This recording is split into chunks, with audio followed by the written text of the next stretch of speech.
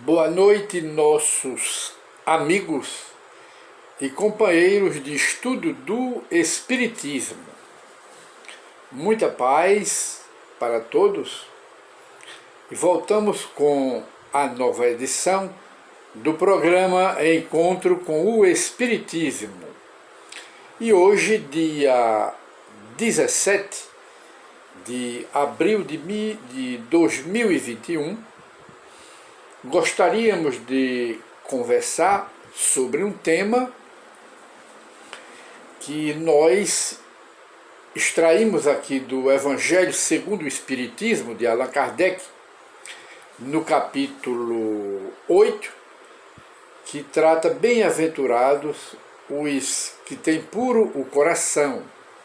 Bem-aventurados os que têm puro coração, que é uma frase do Evangelho de Jesus, em que Jesus ele promete, não é, o reino de Deus àqueles que têm pureza no coração.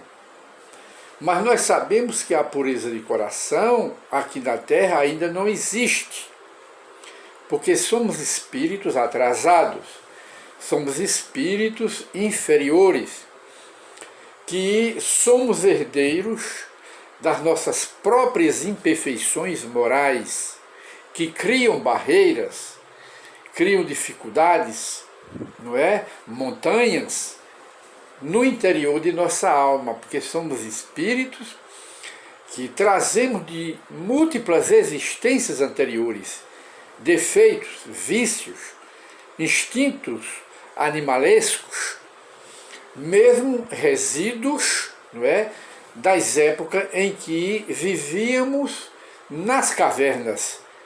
E hoje nós estamos aqui mais ou menos civilizados, mais ou menos. Não estamos civilizados ainda, mas estamos em começo de civilização. Melhores do que fomos na época das cavernas. E de maneira que, na ótica espírita, na ótica do espiritismo, aqui o mundo ainda é imperfeito, é um mundo de expiações e de provas, que é o planeta Terra.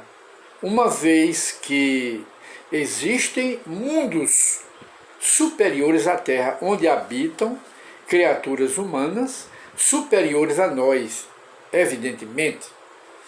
E existe também mundos abaixo de nós, abaixo da Terra, onde habitam espíritos, evidentemente, de uma baixa evolução espiritual.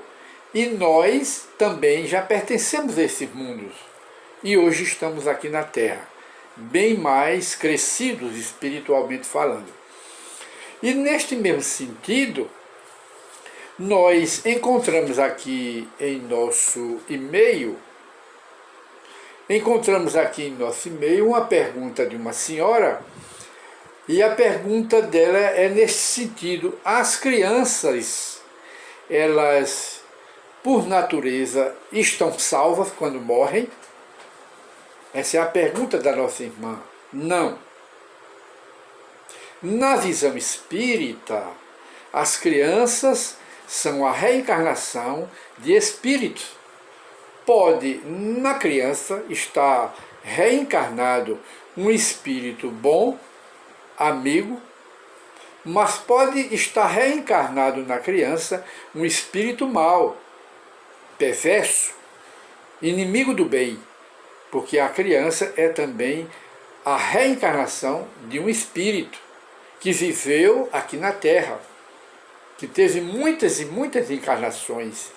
Então elas trazem do passado essas inferioridades morais, porque a criança, o que é novo, o que é infantil, é apenas o corpo.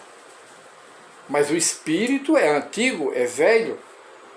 Velho em quê? Antigo em quê? Em experiências.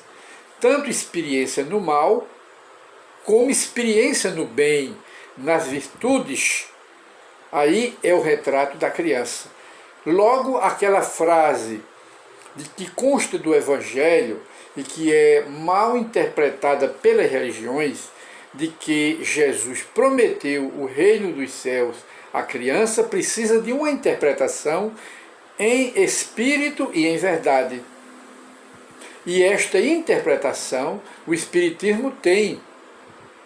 Ora, quando Jesus disse aos apóstolos, deixai-a, porque o reino de Deus é daqueles que se assemelham às crianças. Ora, que se assemelham às crianças. Jesus colocou a criança como um emblema de pureza, de inocência, de perfeição, mas apenas a frase de Jesus é emblemática e tem um sentido profundamente espiritual. Ele não disse que o reino de Deus é das crianças, ele disse, fez a comparação, é a metáfora evangélica, ele disse que o reino de Deus pertence àqueles homens, àquelas criaturas que se assemelham às crianças em virtudes, em sinceridade e não em hipocrisia, em sinceridade, em seriedade, que mais? Em inocência espiritual, não é? Em pureza, é aqueles que se assemelham, é a esses que pertence o reino de Deus, não é às crianças, que ninguém mais que Jesus sabia e ensinava que a criança é a reencarnação de espíritos. E como dissemos, à luz do Espiritismo, ali pode estar um espírito bom, de um Francisco de Assis, naquela criança tenra, de idade tenra. Pode estar ali o espírito reencarnado de um Chico Xavier, pode estar ali um espírito reencarnado de uma madre, a exemplo de Madre Teresa de Calcutá, muito dedicada, não é, ao cristianismo, e muito dentro da caridade pregada por Jesus, que é a base da salvação, e de modo que ali pode ter também um espírito de um Hitler, naquela criança que ainda não se manifesta, tá, de tenridade, pode ter ali a reencarnação de um espírito mau, perverso, de um carrasco que fazia parte da equipe de carrasco de Hitler, pode ter ali também. Então, Jesus não prometeu o reino dos céus à criança, não disse que a criança é que se salva, não, ele disse que o reino de Deus pertence àqueles que se assemelham em virtudes às crianças.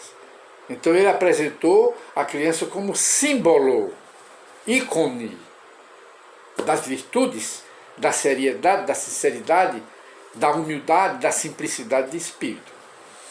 E de modo que, depois dessa explicação, nós vamos aqui a uma leitura de uma pequena nota de Allan Kardec neste capítulo do Evangelho segundo o Espiritismo, que é o capítulo 8 do Evangelho segundo o Espiritismo, ainda em comemoração ao livro básico da codificação espírita, que neste mês de abril, todos os espíritas do mundo inteiro comemoram esta época, 163, aniversário do Livro dos Espíritos. E ao mesmo tempo, aniversário também da fundação naquela época, 1 de abril de 1858, um ano depois, não é? Da fundação da Sociedade Espírita, ou a Sociedade Parisiense de Estudos do Espiritismo, fundada por Allan Kardec, mantida por Allan Kardec até a sua desencarnação em março de 1869. É apenas um relato histórico que é muito importante para quem estuda o Espiritismo. E de maneira que Allan Kardec faz aqui sobre as aflições da vida, mostrando que existem aflições, que a maioria das aflições que passamos na vida, elas vêm de outras encarnações, de males que nós praticamos em outras encarnações, não é? E baseado nesse princípio, para evitar o mal, Jesus disse: o teu olho,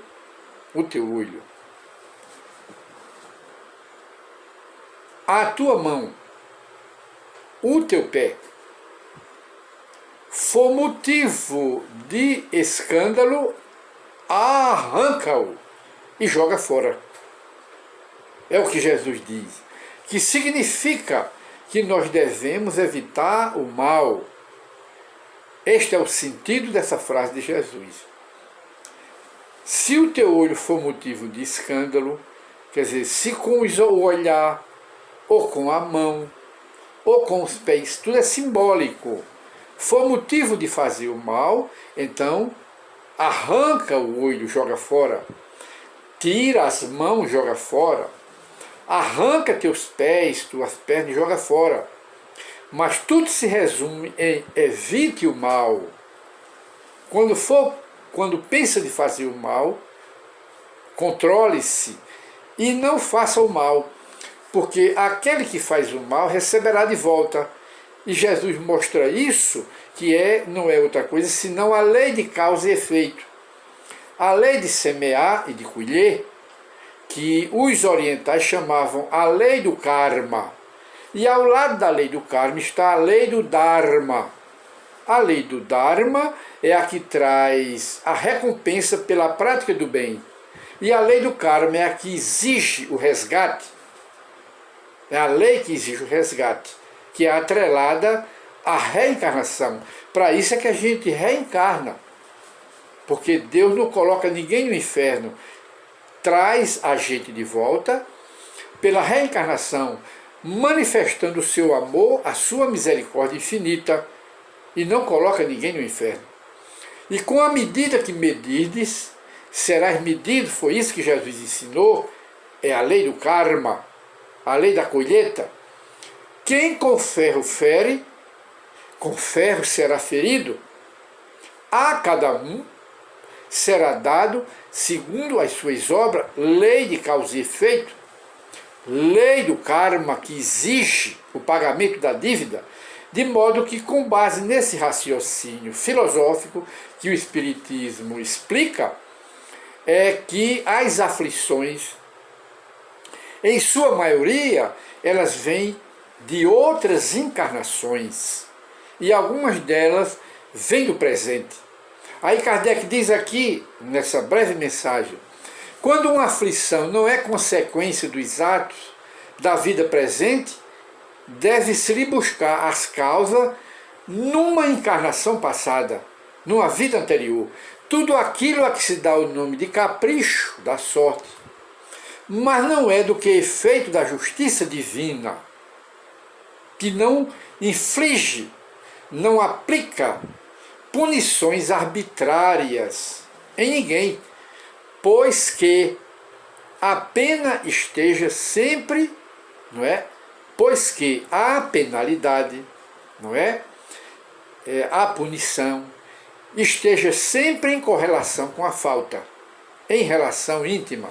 Se por sua bondade, diz aqui Allan Kardec, lançou um véu sobre os nossos atos do passado, o véu, a gente não se lembra, porque está nesta encarnação, por outro lado, nos aponta o caminho, dizendo, quem matou a espada, pela espada perecerá.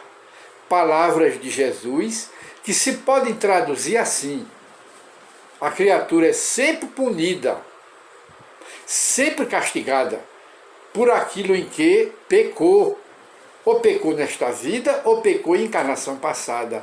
Aí vem a colheita vem, porque a semeadura, os Espíritos ensinam que a semeadura é livre, porém, a colheita é obrigatória. Isso nos faz refletir muito bem, antes de praticarmos um ato de maldade, de crueldade, antes de ferirmos aquela lei que Jesus ensina no Evangelho, não faças aos outros aquilo que não queres que os outros te façam. Esta é uma frase de Jesus no Evangelho, não é? Aí ele diz aí, que encerra isto que ele está dizendo, quem matou a espada, pela espada perecerá. há palavras que podem traduzir assim: a criatura é sempre punida, castigada por aquilo que pecou. Se, portanto, alguém sofre, é o que Kardec abre esse entendimento para reflexão, não é? E, ao mesmo tempo, é um preservativo contra os males que planejarmos ou planejamos fazer ao nosso próximo. E contra também, e é um preservativo, contra os males que planejamos fazer contra nós. Entre eles está o trágico suicídio. O trágico suicídio, não é? Então está dentro dessa mensagem. Se, portanto, alguém sofre o tormento da perda da vista, se nasce cego, ou também nasce aleijado, paralítico, paraplégico, ou com qualquer outra deficiência física, é que esta, não é, a vista, as pernas, as mãos, ou qualquer órgão do corpo, foi-lhe causa de queda em encarnação passada. Aí sofre as consequências hoje, para se reajustar com as leis de Deus. Aí há a cobrança da lei do karma, da lei de causa e efeito. E Kardec continua na sua breve mensagem. Talvez tenha sido também causa de que outro perdesse a vista, quando vem cego. Quando vem cego de nascença, não é? Aí pode ter sido causa de alguém que perdeu a vista por causa dele. Aí ele vem cego. Ou ele próprio cegou alguém, furando os olhos desse alguém. Aí ele hoje está sofrendo as consequências, os infortúnios, daquilo mesmo que ele praticou com outra criatura no passado. Da mesma forma que o que nós estamos praticando com outras criaturas no presente, teremos que resgatar na encarnação futura. Que o karma está de olho em nós, ou seja, a lei de semear e colher, a lei de quem com ferro fere que será ferido, não é? Está de olho em nós, isso é a justiça divina, ninguém escapa dela. E diz mais aqui, Allan Kardec, para encerrar. Ora, de que alguém haja perdido a vista em consequência do excesso de trabalho, se nós provocamos na vida passada, obrigamos alguém pelo excesso de trabalho, e como não quis obedecer, ferimos a vista dela, ou tiramos a perna na época em que fomos senhores de engenho e que tivemos à nossa disposição muitos escravos, e fizemos isto, esquecido que estavam fazendo contra nós mesmos, e hoje estamos resgatando, saindo cego, reencarnando cego, sem braço, sem perna, paralítico, e às vezes surdos, e às vezes mudo. Chama-se o castigo que a própria pessoa impôs a si mesma para resgatar na encarnação atual. E assim ocorrerá nas encarnações futuras pelos males que estamos praticando hoje. Aí diz mais Kardec, neste caso, passa ele, quer dizer, quem está cego, surdo, aleijado, não é? Faltando os braços, passa essa pessoa, neste caso, pela pena de talião, o olho por olho e o dente por dente. Porque ele foi o que? Endurecido, cruel, mau, perverso. Aí ele está recebendo de volta o resultado daquilo que ele fez com os outros. E assim nos demais sofrimentos da vida. Então Kardec encerra, é possível que ele próprio, não é? O que hoje nasce cego, ou com outros problemas, tomado de arrependimento, haja escolhido essa expiação, aplicando a si estas palavras de Jesus em seu Evangelho. Se o teu olho for motivo de escândalo, arranca-o. Da mesma forma, se as tuas mãos, teus braços, tuas pernas, forem motivo de escândalo para fazer o mal aos outros, arranca-o e joga fora. E de modo que está tudo dentro da justiça divina. E encerra Allan Kardec aqui a sua pequena mensagem, mostrando que nós nos queixamos muitas vezes de problemas que passamos na vida, infortúnio de uma forma geral, e às vezes atribuímos atribuímos ao destino, atribuímos à má estrela, atribuímos a outros tipos de fatalidade, quando na realidade nós estamos apenas colhendo o resultado do que semeamos em outras encarnações. Isso é o que o Espiritismo nos explica, mostrando que a maioria dos nossos infortúnios materiais e de outra natureza vem de outras vidas, vem de outras encarnações. E alguns deles nós, como Allan Kardec explica no futuro, olha aqui, escolheu como espírito, não é? Escolheu como espírito lá no mundo espiritual. Aí muitas vezes nós nos arrependemos do mal que fizemos aos outros e escolhemos o tipo de prova aqui na Terra, para nascer cego, surdo, mudo, sem os braços, perna seca, e surdo e mudo e outros tipos de problemas na vida, porque nós próprios escolhemos. Quando nós não escolhemos, aí a lei aplica o que? A punição em forma de expiação. E de modo, meus prezados amigos, que chegamos ao final do nosso programa, e até outra oportunidade, se Deus assim o permitir.